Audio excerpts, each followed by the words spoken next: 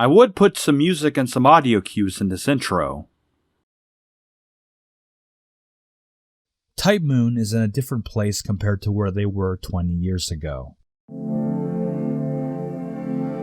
Kara no Kyokai had since ended, originating as an online novel before finally releasing the last 2 chapters at the 56 Comic Head. And after finding success from their doujin works such as Tsukihime, its sequel Kagetsu Toya, and Melty Blood, Kinako Nasu and Takeshi Takeuchi were just about ready to set their sights on a fully commercial product. Stewing on the back of his mind since he was in college, Nasu had intended to make his little boy meets a girl concept into a novel like Kara no Kyokai, but the idea would later be scrapped in favor of turning it into a visual novel instead, intending to expand their reach in that market. The idea would evolve through time into something very different, going from a single storyline to 3, with a gender swap in between. This was to be Type Moon's first real commercial game.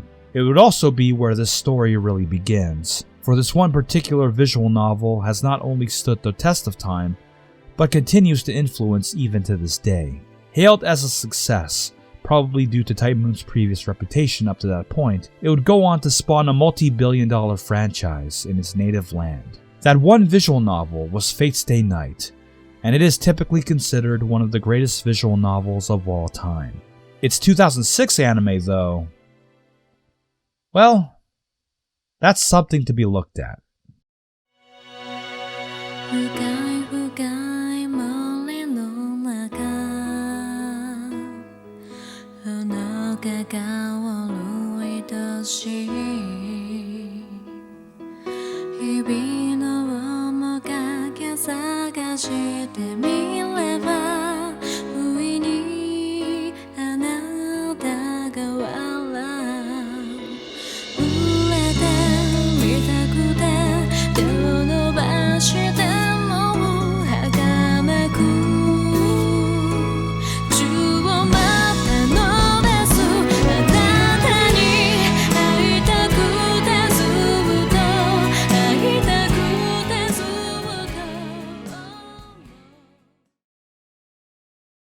Any information one could find about Fate Stay Night's development is often shrouded behind a language barrier, and what is available in English can sometimes lead to one needing to use a partial interpretation to understand its origins. So please bear that in mind, as the greatest sources of Fate's development history consists of articles with shoddy translation, forum threads, Reddit threads, and the Type Moon Wiki to piece it all together. As said previously, Fate Stay Night originally started as an idea for yet another novel in the same vein as Kara no Kyokai, influenced by the 1967 novel Makai Tensho, a story where Mori Soiken, leader of the Shimabara Rebellion, resurrects dead historical figures to overthrow the shogunate, and now commonly known as Old Fate, or Fate Prototype. During this phase of the story's development, Shiro Emiya wasn't the protagonist, but one Ayaka Sagio, a female protagonist, while Saber as we know her today would have been male, which would have been more in line with the Arthurian legend.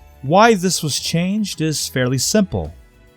Otakus, at least at the time, don't typically like playing a story where you're a chick, especially if it's a visual novel where you're expected to have romantic or even sexual relations with someone from the opposite gender. And Nasu wasn't confident that the story would make for a compelling Bishoujo title. So to appeal to the widest demographic possible on the suggestion of Takeuchi, the change was made. You can make of this as you will, and I won't lampoon this creative decision personally, only that some ground could have been broken in the company's history earlier on, considering we wouldn't get a main female Type Moon visual novel protagonist until Maho Tsukai no Yoru in 2012. Regardless, emboldened by Tsukihime, Kagetsu Toya, and Melty Blood's success on the doujin market, Old Fate went from a novel idea to become Type Moon's first commercial visual novel, years after Nasu began writing the initial draft, and the concept would evolve from having a single storyline to 4.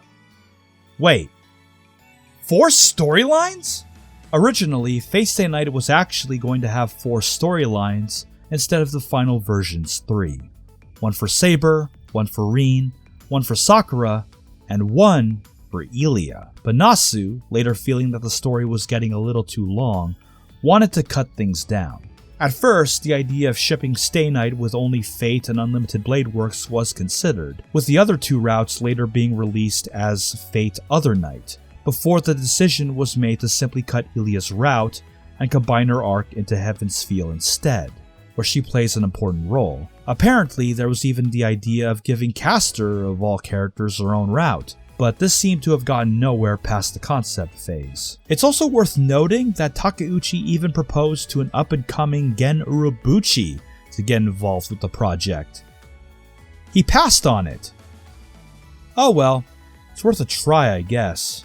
It's not like he'd ever get involved with Fate at all, right? Fate Stay Night would eventually release in Japan on January 30th, 2004 for the PC, and become Type Moon's best-selling product up to that point, breaking visual novel sales records for that entire year at over 140,000 copies. Being showered with praise and high sales relative to their intended market, it wouldn't be long for anime production companies to come knocking on Type Moon's door. Type Moon weren't strangers to getting one of their properties an anime adaptation. Tsukihime did receive an anime adaptation in 2003 by JC Staff, as much as fans pretend it didn't. And for good reason.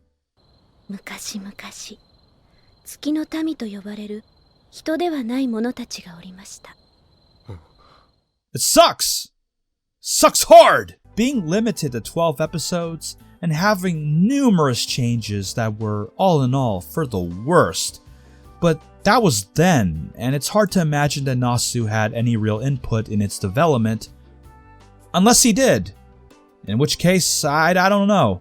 Information on that show is pretty much non-existent, and it's not the point of the video anyway. When Geneon Entertainment came back knocking for Fate Stay Night, it was effectively confirmed in an interview that Nasu and Takeuchi did at least join the production as supervisors, with the latter apparently even doing some storyboarding. They talked with the Studio Deen staff and guided the team on how to adapt the story using the Fate route as a base, aiming to combine all three routes together within a 24-episode span. Though this wasn't always the plan. According to the Fate Unpublished Material booklet released in 2019, originally the story was mostly going to be an anime original that used the Fate route as a base, but introduced wholly original elements based on cut concepts from the visual novel's development, essentially being its own route, with the appearance of both pre-existing characters and two new ones, them being Ernest Gravehill, an American mage who's described as being inhuman to the people of Fuyuki, and more importantly, a shielder servant named Tachi, summoned by Ernest, who would later become a masterless wanderer when he dropped out, whether killed off or not, with no sense of self and would have been derived from Galahad, connecting her to Saber. Aside from being based on the Stray Servant, a cut character from the novel's development that would have served as a rival to Saber, if she looks familiar to you now, it's because Tachi and her conceptual elements would later go on to serve as the basis for Mash Kirei in Fate Grand Order, up to including being a shielder and the Galahad connection. The anime would have had her be the seventh servant instead of assassin, and later on, a separate film would have been made detailing her backstory, but these plans were completely scrapped by the time Studio Deen reconsidered the project to be mainly an adaptation of the Fate route instead. Why these plans were changed, however, is still unknown, mainly because information on Fate 2006's development is still mostly unknown to this day. I tried my best to find out more information about Fate 2006's pre-production than this, going high and low for additional crumb trails, but alas, it all ended with the same information as I just surmised here. Suffice to say, on January 7th, 2006, the first episode of Studio Deen's Fate Stay Night would premiere for the winter 2006 anime season, which either intentionally or by coincidence was the same month as the visual novel's 2-year anniversary, directed by the late Yuji Yamaguchi, with series composition by Takuya Sato.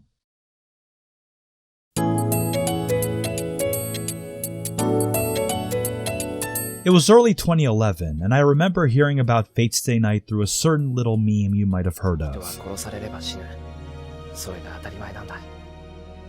So naturally, as someone on the prowl for more anime to consume at that time, I got curious, took a leap of faith, and checked out the anime this meme was spawned from through word of mouth about the greater franchise it's based on, and I thought it was entertaining.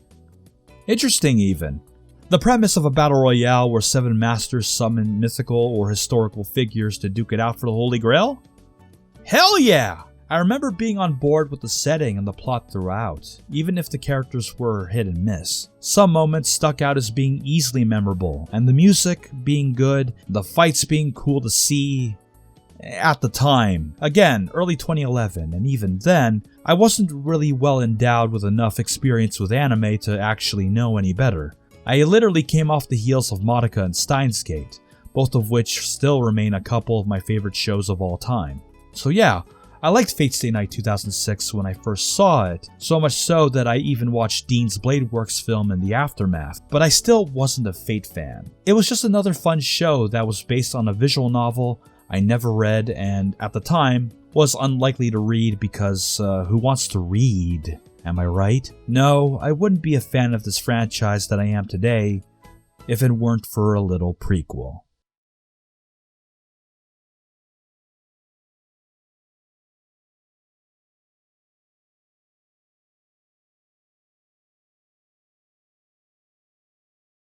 Now this was the real shit. Fate Zero caught everyone who wasn't already familiar with the material off guard, with an unparalleled presentation for a TV anime up to that point, excellently composed fight scenes, a significantly more mature tone and plotline with unexpected twists and turns, tragedies and all, a Yuki Kajira score, and an overall refinement of vision that made the 2006 show this prequel is following up on look antiquated in comparison, if only because Ufotable's efforts really did make it look antiquated in comparison. It turned many who weren't fans of the franchise into fans of the franchise, including yours truly, and skipping years later to today, when I've indulged in the multiple spin-offs, played the mobile game, watched the readaptation of Unlimited Blade Works, watched the adaptation of Heaven's Feel, and of course read the actual damn visual novel that started it all.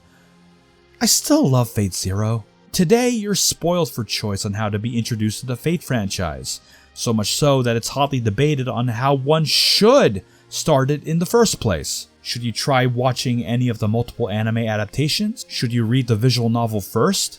The manga? Ignore all of it and be a filthy Fate Grand Order only fan? Post Fate Zero, the franchise has evolved into something unavoidable to anyone in the anime sphere, but that leaves a big question. Where does that leave Fate 2006 today?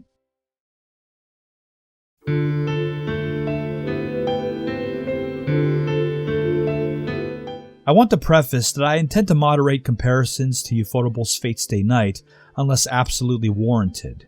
Not because it would be unfair to do so, but in order to keep the focus on this adaptation for the most part. I'll only reference Ufotable's Unlimited Blade Works, and maybe even Heaven's Feel if need be. The first notable omission of the 2006 adaptation is the absence of most of the novel's prologue that introduces us to Reen and Archer in an attempt to streamline the narrative. Instead, it is intertwined with Shiro's opening storyline, and while I understand the decision to do this from a structural standpoint considering the direction the show takes in adapting the material, considering how much of the lore and Reen's character development is lost as a result of this creative decision, let this be an example of where Fate 2006's priorities lie. It's unfortunate that the prologue was essentially slimmed down because otherwise, the first 3 episodes are surprisingly accurate to the novel's events, right down to Shiro and Taiga's confrontation where she hits him on the head with a steel poster to join the Japanese Defense Force, something that even Ufotable changed for some unknown reason, though they did omit the oyster sauce gag from the first day, and I have no idea why that was omitted either. Cuts and changes are obviously made throughout, of course, and I'll touch upon an advantage the novel has over this and the other anime adaptations of Stay Night for that matter, but the one thing I can praise that's in favor of Fate 2006 is the faithful handling of its slice-of-life elements. That's not to say future adaptations don't have this element, they do, but in the case of Ufotable's Blade Works, it serves to add levity to a show that otherwise shows restraint in its comedy to keep a consistent, mature tone. No doubt influenced by the fact that they were following up the previously produced Fate Zero, which, let's face it, pretty dark. Dark show. The thing those who've never read the novel don't realize is that Fate Stay Night is also partially a comedy, or at least it uses comedic elements to break the ice of an otherwise serious plot. And I don't mean light levity in the case of Ufotable's Blade Works, I mean the novel goes as far as to use anime-esque slapstick to add life to its slice-of-life moments outside of all the drama, violence, and dark themes the story tackles. Something that Fate 2006 actually has a leg up on if you're talking about faithfulness. I think this is partly due to the director's previous creative and directorial sensibilities, including comedy and drama, having worked on shows such as Yami Toboshi Tohan no Tabibito and Ai Mai Mi Strawberry Eggs prior to Fate 2006. And it comes through in how these scenes are directed. Say what you will about them, but the Fate Stay Night novel has comedy scenes, and I'd argue that Fate 2006's comedy and the tone it generates is the most faithful aspect of the show, whether lifted from the novel or added as anime originals. It's to the advantage of the first 2 episodes where it covers material that's mostly action-free, the slice-of-life side of Fate Stay Night showing the good sides of this adaptation. Even the drama is, for the most part, and when it isn't doing a half-baked version of Heaven's Feel, is on point. It's clear that these scenes are where the passion was placed into, regardless of the cuts made to it. I'll cover said omissions later on, but where it counts, I can't help but feel even a little invested whenever Shiro and Saber's motivations and personalities clash, helped by the fact that this is easily the most faithful interpretation of Saber herself. By contrast, Ufotable elected to soften Saber's more aloof, stoic, and even selfish personality traits to instead have her be more on the side of quirky, no doubt due to the character's popularity and her commonly perceived lighthearted traits such as being a heavy eater and technically being a fish-out-of-water character when all is said and done. Suffice to say, I was never a fan of how her character was treated in these adaptations, especially given that Unlimited Blade Works and Heaven's Feel, as a result of the stories being about Rin and Sakura respectively, limit her character development and exploration. In other words, you don't get to know anything about her and why she is the way she is if you've never read the Fate route or watched Fate 2006's half-baked version of it. It's not hard to view her as a boring character when the story isn't about her. Fate 2006, as a result of being a partial telling of the Fate route, does go into her character to an extent, and does make her backstory a point of contention between her and Shiro, and, as a result, makes the distant warrior persona all the more understandable. Don't get me wrong, I'm not offended Saber is quirky and maybe smiles a little too much considering everything that's happened in her past, but revisiting this show, the fact Studio Deen decided against such a character change to adapt the character as she was in the novel is such a breath of fresh air considering how Saber is portrayed nowadays. And really, can you imagine a quirky Saber being used in the Fate route considering the dark tragedies the route touches upon with her character? So the slice of life and some of the dramatic elements are mostly faithful through all the changes and cuts made to stuff the 3 routes together, when it comes to the Fate route at least. Like the staff did indeed have respect for the material they were adapting. There are even times where you have entire shots taken straight from the novel, paying homage to them with their inclusion, though it can be a double-edged sword, which I'll explain later. It's only a shame then that the other side, the side that drives the plot from the violent to the cruel to the unjust, doesn't quite get the same level of tactfulness of vision.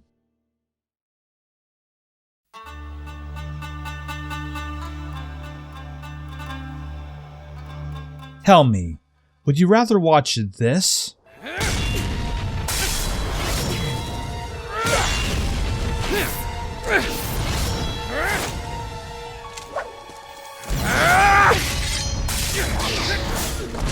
or this?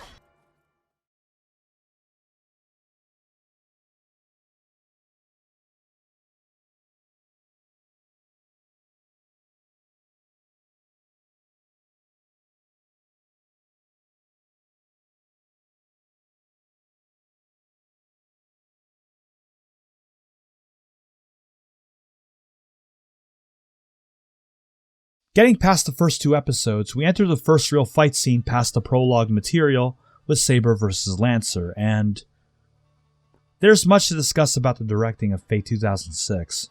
I've sung my praises for the slice of life side. It really is like I'm seeing the novel move on my screen in these instances, and I wouldn't take that away from the show in that regard. But then, there's the other side of Stay Night, the part that Studio Deen dropped the ball hard on. The action scenes. Suffice to say, there's something wrong with the action of this show, and I think it all has to do with direction. It's often regarded that an anime's presentation, how it moves, how it's paced, and how it's told is due to budgetary restrictions, that the more money you have to spend on a project, the better it looks or feels to watch. That's partially true. Money is a factor, for sure, and I hypothesize that the budget wasn't very big to begin with. But it's also how scenes are storyboarded and ultimately directed that is just as big of a factor. Like how a director who's only directed dramas, comedies, or horror films typically don't make for the best action directors, and vice versa for that matter, the same can just as apply to anime. Imagine if the John Wick franchise was directed by, say, someone like Paul Feig, director of Bridesmaids and Ghostbusters. The 2016 female-only Ghostbusters. The power of panic compels you! One of the problems with the action in Fate 2006 is the lack of fluidity.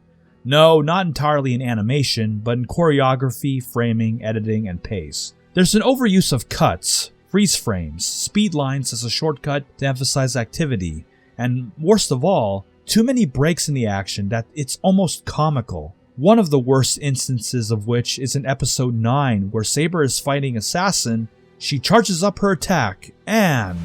Let's see how you fare against my own attack! Prepare yourself, Assassin Servant!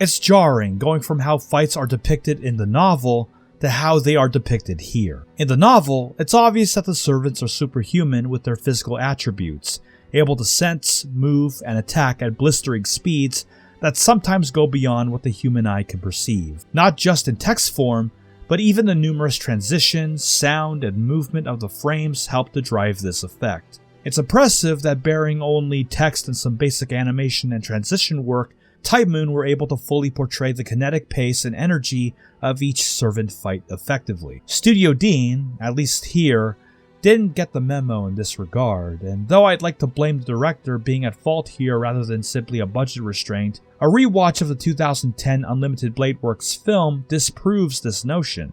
Fights look great there, and it was by the same director and, I presume, the same staff. Since info is so limited on its production, the budget could have very well have been at fault. But even beyond a simple lack of resources, however, there's also a lack of vision going on here, which actually ties to what I said about Fate 2006's faithfulness to the novel, where it counts. As much as I praise Studio Deen for sticking with how the story is portrayed in the novel in key areas, not all of it is for the better. It can also be a detriment where it's clear the team simply did the bare minimum in adapting the material, without envisioning ways they could utilize the medium of animation to better enhance the experience, like Ufotable would years later. You have all this freedom and potential to expand the scale of what you're adapting, to really flex your creativity and turn what was an amalgamation of sprites, background art, and text into a fully moving and breathing world. And this is all you do. You gotta be careful with moves like that, Tosaka. You totally flash me. You know that, right? You are so dead.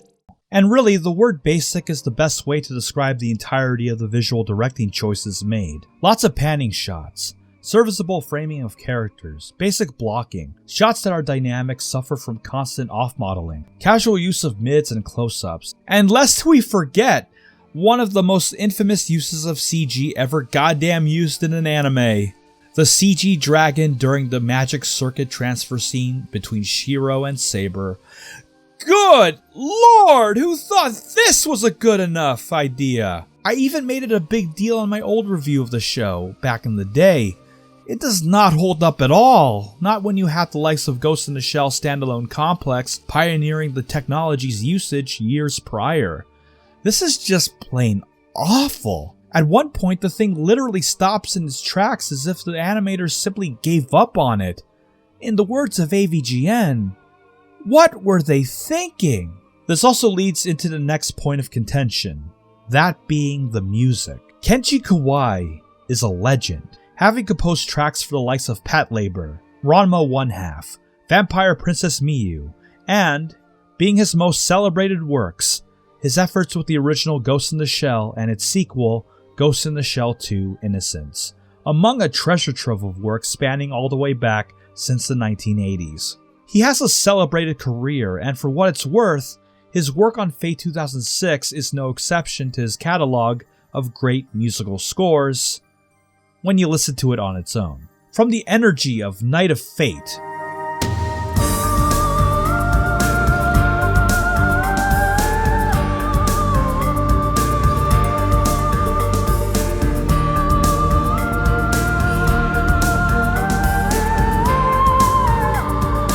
to the ominous qualities of Magician,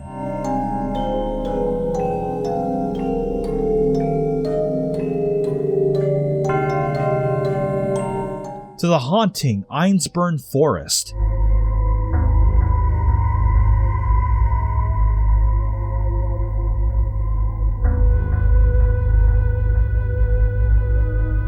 to the upbeat melodies of Bright Boy and Girl and Idol Student,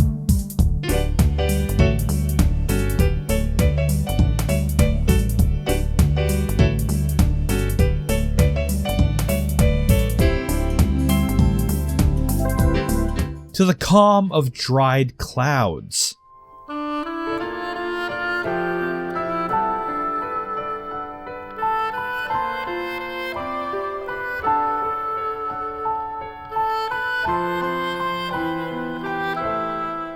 among a long list of tracks made specifically for this show, Kenji Kawai knocked it out of the park, with some tracks even sounding like they could be natural extensions of the original novel's musical score. And speaking of the novel score, Kawai's rendition of In the Sunshine is easily my favorite track, being faithful melodically, but giving the grace and beauty natural instrumentation can provide.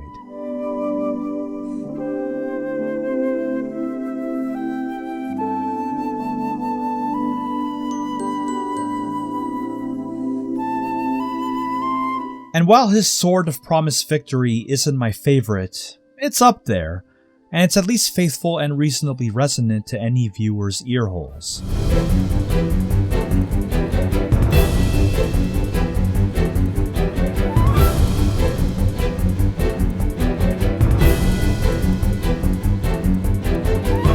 I go so far as to say that the score for Fate 2006 is easily one of his best works, and a soundtrack I occasionally find myself going back to for a good listen, when taken on its own merits. Unfortunately, I gotta talk about the show itself again, because the soundtrack is, itself, fantastic, again, on its own. Rather, it's how his music is used that's a problem. This ties back to how the show is directed. Quite frankly, Kawai's music isn't used very well, often plopped into the background without a clear vision on its usage. Thing is, I'd argue that there's actually too much music going on. Usually a musical score is there to augment the effectiveness of a given scene, whether going for a specific tone, while other times, it's best there be no music at all, with the opportunity to let visual and audio storytelling take the wheel.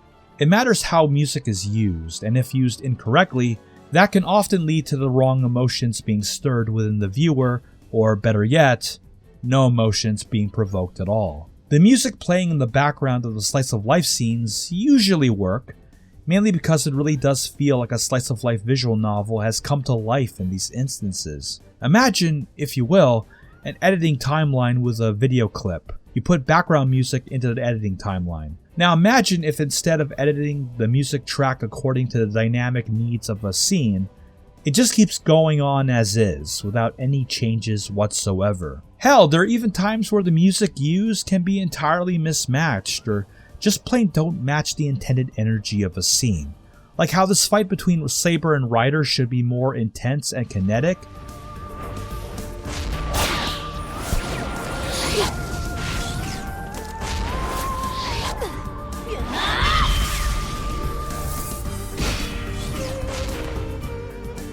Guess high places aren't to your advantage, are they, Saber? But between the plotting, visual directing, and the usage of Night of Fate, it feels way too casual for a scene that's trying to convey a high-energy fight to the death. The base-level directing choices here serve to make what would otherwise be a celebrated musical score into mere background noise. There's a lack of dynamism to how it's all composed in relation to what's on screen. This base-level directing also applies to the rest of the sound design. It works. And that's about it. I honestly don't know what to say about the sound design other than that.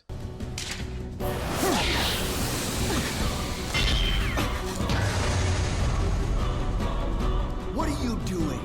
Your target is that half-breed. Yeah, well, things change. I refuse to. You got the music, sound effects, and the click clangs and the like, and it exists. There is, indeed, sound coming out of my headphones while I watch. It's a miracle, then, that the Japanese voice acting is as great as it is, even to this day. After all, this was a debut of voices for the cast, whether it's Ayako Kawasumi as Saber, Noriaki Sugiyama as Shiro, Kana Ueda as Rin, Noriko Shitaya as Sakura, Joji Nakata as Kirei, Mai Kadowaki as Ilya, and so on and so forth, all of whom still voice their respective characters to this day, delivering excellent work each and every time. They're basically iconic to their characters nowadays, especially with the incredible efforts given to the Heavensfield trilogy, and I can't imagine them being recast. The same can't exactly be said for their English counterparts, though this isn't really a knock against the dub. I used to dislike Sam Riegel's performance back in the day, but giving the dub another listen, while I can't say he's excellent, I gave him too much guff to warrant my dislike. As I said in my Modica retrospective, voice direction mattered, and he does a good job with what he's given considering how difficult it is to localize a foreign work in the first place. In fact, the same can be said with the rest of the English cast, some of whom still voice their respective characters to this day, like Mela Lee as Rin, Stephanie Sheh as Delia, Tony Oliver as Lancer, and Julianne Taylor as Taiga. I even met Mela Lee once at a convention to sign my Heavensfield mini poster, and she mentioned that she pretty much grew up with the character, so clearly the actors, in one way or another, must have taken pride in their work here.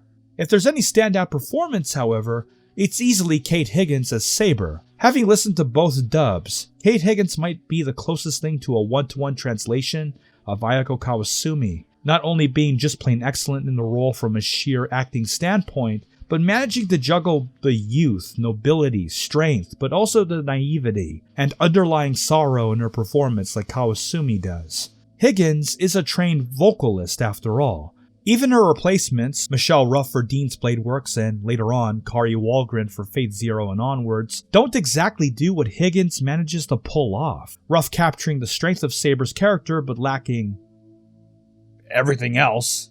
Are you worthy of being my master? Shiro, stay back! Shiro, Wait, that's... I have to. A servant protects their master, if that is your wish, master. I am the servant Saber, and this pact I accept. I acknowledge you as my master, Rin! We've been hanging and banging, brother. And Walgren captures the nobility, strength, and even the underlying sorrow of the character to some extent, but lacking the youthful and naive qualities of Saber, if anything sounding a little too mature for the character. You can't.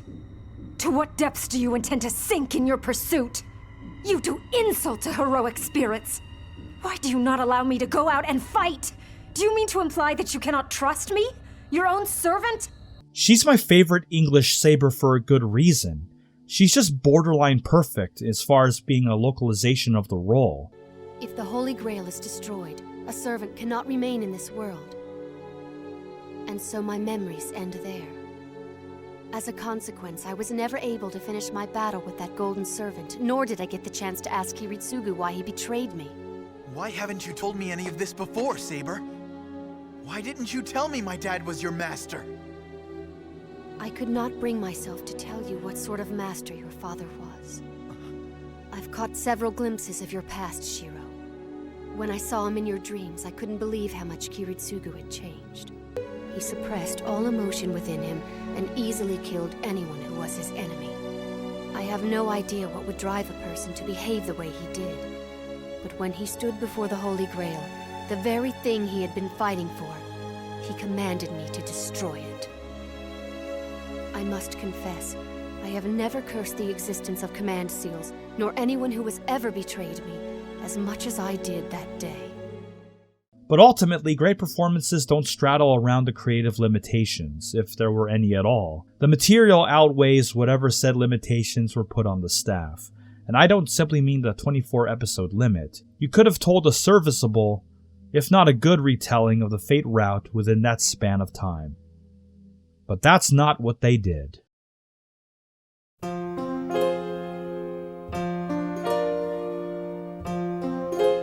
As previously stated, the original plan for Fate 2006 was to feature a mostly anime original plotline that used the Fate route as a base, only to branch off from there before the decision was made to mix the novel's routes together instead. This isn't entirely true. It isn't so much that the routes were restructured together as much as they decided to plop the Greatest Hits album into the stereo with some original content and cross their fingers that it works.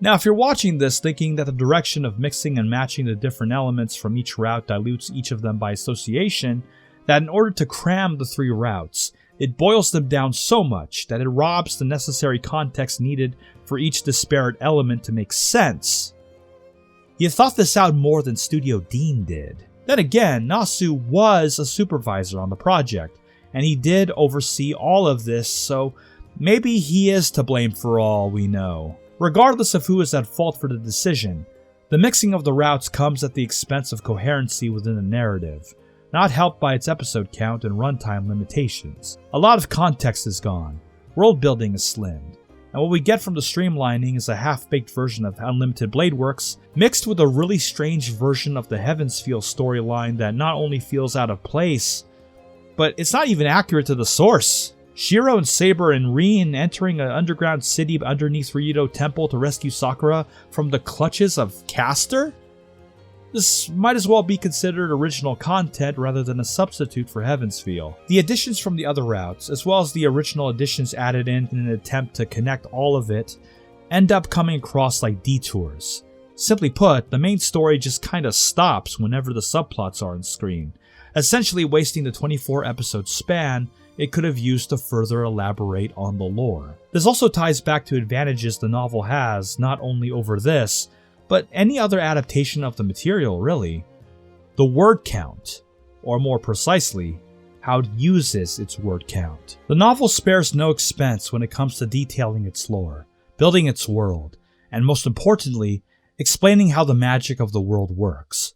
On one hand, it can be kind of exhausting having Rin go on with an entire lecture about magic and how it all ties to Shiro's special magical attributes, but on the other, it'd leave you confused if she didn't. In Fate 2006, the best we get is scenes like this. Me, he's no magus either.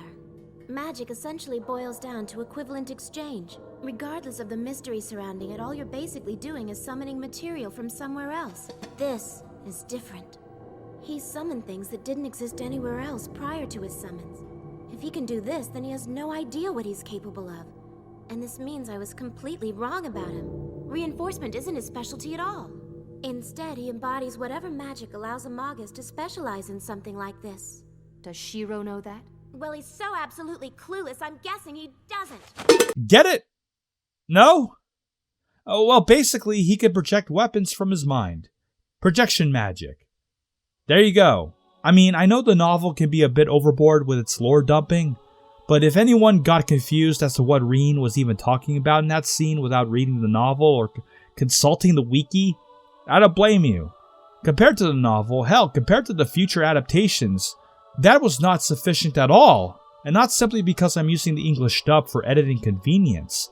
It's the same with subtitles. Another advantage is the fact that the novel is able to fully explore Shiro's mindset, provide context for his actions, and why he is the way he is. He's a broken young man. A man who feels he's got nothing left to lose, that he doesn't even feel like a human being unless he's in service of others. even at the cost of his own life. A selfish young man whose ideals have come at the expense of his ability to see himself as a human being. And that's just one aspect to his character. That doesn't even cover his struggles in Heavensfield proper. Fate 2006, being an animated affair, doesn't have this level of in-depth exploration of why Shiro chooses to do what he does.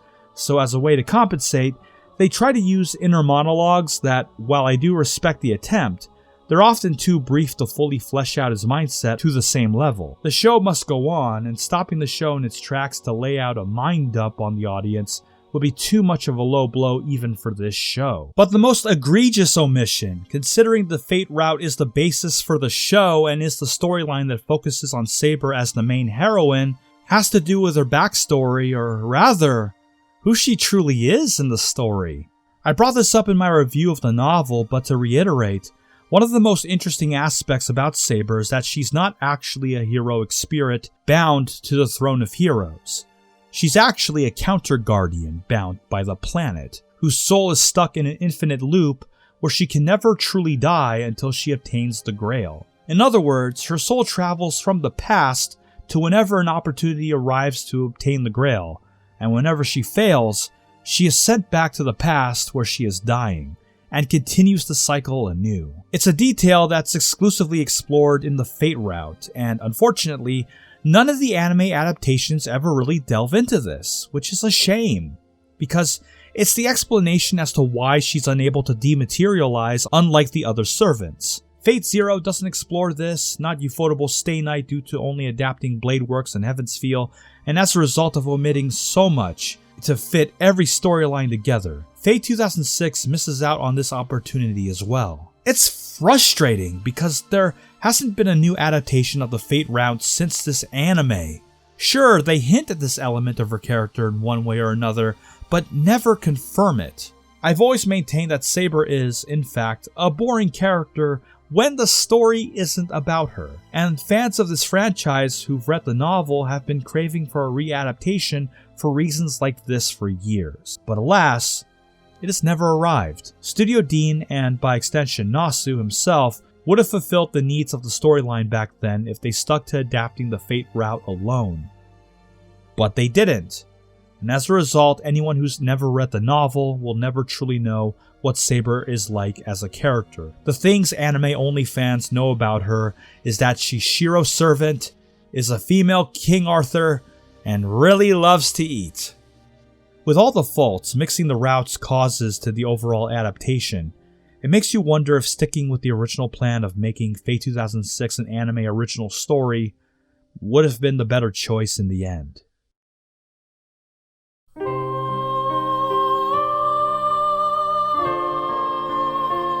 We wouldn't get another Fate-related anime adaptation until 2010, with the release of Studio Deen's Unlimited Bladeworks film.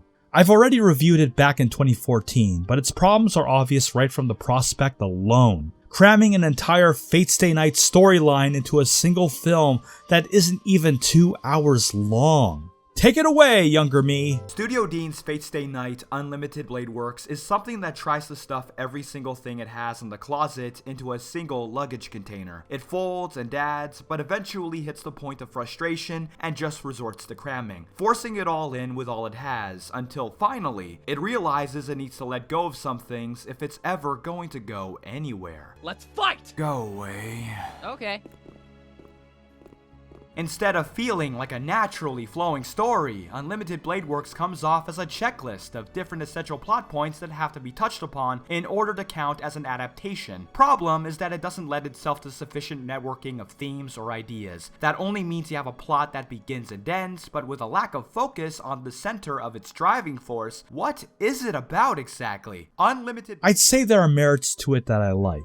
The presentation, for one, still holds up to scrutiny even to this day, with the issues in the action that Fate 2006 suffered from being remedied to a sizable degree. It doesn't change the fact that it's basically a speedrun of the Unlimited Bladeworks route, but at least the off-modeling is controlled, the art is significantly refined, the animation is fluid and expressive, and even the sound design is a big upgrade. Hell, even the performances both in English and in Japanese are a step up from Fate 2006. Well, Except for Michelle Ruff as Saber. With your noble phantasm nearly gone, your mana has been spent. And now, without even a magi, your plans to harm him are through. You realize the desire you desperately cling to is meaningless. And not only is it meaningless, it's wrong. Even if you get your wish, you lose. I'm aware of how destiny is gonna take its course, brother. Bro, brothers, brother. She didn't voice her after this for a reason, after all. I honestly have nothing more to say on the legacy of this show. Does Studio Deen's Fate Stay Night still hold up? In a few ways, yes. But mostly no. Look, I'm just gonna say this. Hindsight is 2020, and Fate 2006 walked so that Ufotable's turn with the brand can absolutely skyrocket. Whatever happened between Type Moon and Genion Entertainment, that's behind closed doors. But I noticed that when Aniplex, Notes, and Ufotable came onto the scene with Fate Zero, that's when the series really landed on the laps of many a hardcore anime fan back in the day, going strong now. Fate Stay Night 2006 was most likely seen as yet another visual novel adaptation out of a million at that point in time. But in today's market, where the franchise is now not only just a visual novel and an anime, but multiple animes, mangas, a plethora of spin-offs, a multi-billion-dollar mobile game, a console game franchise, a film franchise, and even a merchandising powerhouse, I honestly feel kinda bad for how little Fate 2006 impacted the anime sphere, considering what the franchise would do later on. Type Moon is a multimedia empire in its own right nowadays, and Studio Deen didn't really help the company get there when you stop and think about it. Let's compare the box office for the 2010 Unlimited Blade Works film compared to even just one of the Heavensfield films to judge just how far this franchise has come since then. Deen's Blade Works representing the franchise prior to Fate Zero, with Presage Flower representing the franchise post Fate Zero. Deen's Blade Works, $3.2 million at the box office.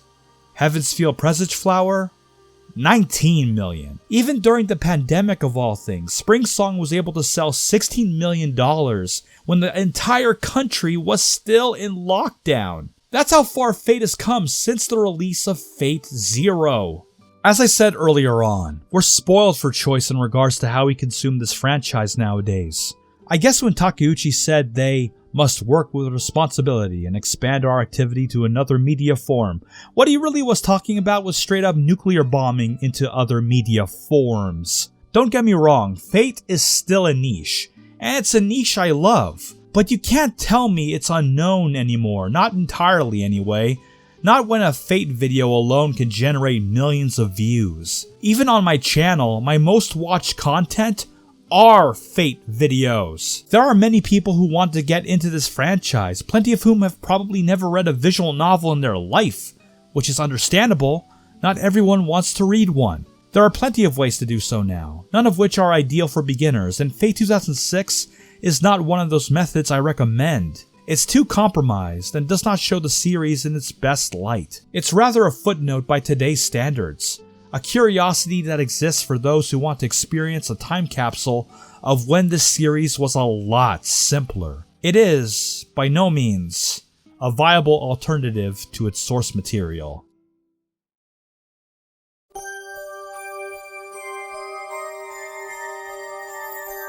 Type Moon is in a different place compared to where they were 20 years ago. Kar no Kyokai was adapted into 8 films. Mahotsukai no Yoru was made and eventually received an official Western release, a first for any of the company's visual novels. Tsukihime got remade and 2 is being released officially in the West next year. Fate Stay Night, on an official basis in visual novel form, Japan only. It isn't like Fate is a great phenomenon, but it has the potential to be. A potential that has been tapped into just a little more than it used to be within the anime scene.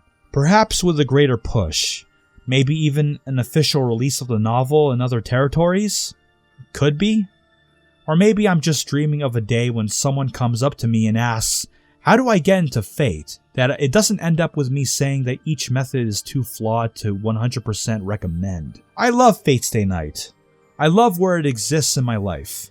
It is my chosen fandom, and the novel is easily one of my favorite pieces of written material that I've ever consumed. Not everyone wants to consume it, but that's okay.